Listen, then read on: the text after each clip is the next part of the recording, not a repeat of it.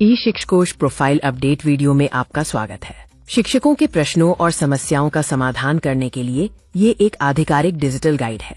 ये भाग तकनीकी समस्याओं का पूरा समाधान प्रदान करता है। बड़ी खुशखबरी ये है कि डोमिसाइल मूल निवास सर्टिफिकेट अपलोड करने के दौरान आने वाली तकनीकी समस्या को दूर कर दिया गया है। अब आप अपने सर्टिफिकेट का पूरा नंबर आसानी से दर्ज कर सकते हैं। प्रोफाइल अपडेट की प्रक्रिया अब पूरी तरह से सुगम है।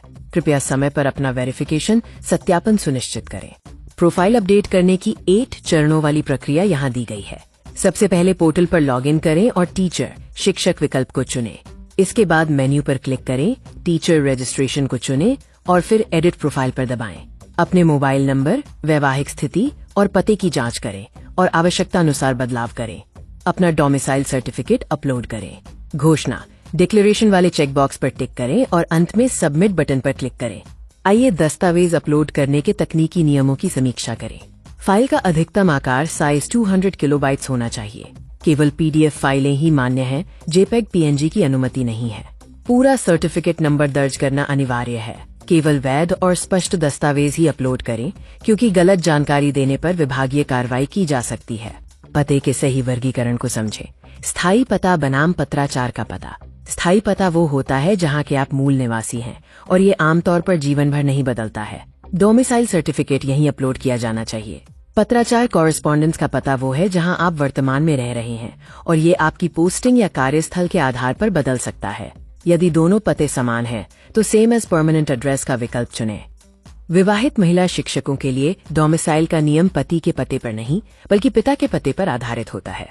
ऐसा आरक्षण के प्रावधानों और अधिकारों की निरंतरता सुनिश्चित करने के लिए किया जाता है, जिसमें नियुक्ति के समय का स्थायी पता दर्ज होता है। अन्य राज्यों के मूल निवासी शिक्षकों के लिए स्थायी पता उनके गृह राज्य होम स्टेट का होना चाहिए और वहां से जारी डोमिसाइल सर्टिफिकेट ही अपलोड किया जाना चाहिए। पत्राचार का पता वर्तमान निवास या कार्यस्थल होना चाहिए। दोनों पतों का अलग अलग होना बिल्कुल सामान्य है, इसलिए दोनों को अलग अलग और सही तरीके से दर्ज करें। यह तालिका प्रमाण पत्र की वैधता मैट्रिक्स को दर्शाती है। EWS और OBCNCL प्रमाण पत्र जारी होने की तारीख से 1 वर्ष के लिए वैध होते हैं और इन्हें रिन्यू नवीनीकरण कराने की आवश्यकता होती है। जाति, कास्ट और मूल निवास डोमिसाइल प्रमाण पत्र जीवन भर के लिए वैध होते हैं और इनकी कोई अंतिम समाप्ति तिथि नहीं होती। डोमिसाइल और जाति प्रमाण पत्र स्थायी पहचान है और केवल पुराने होने के कारण अमान्य नहीं होते।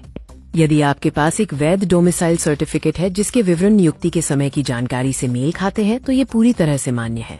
आप नियुक्ति से पहले या बाद में जारी किए गए प्रमाण पत्र अपलोड कर सकते हैं, बशर्ते जानकारी समान हो। दस्तावेज पुराना होने के कारण केवल जल्दबाजी में नया बनवाने से बचें।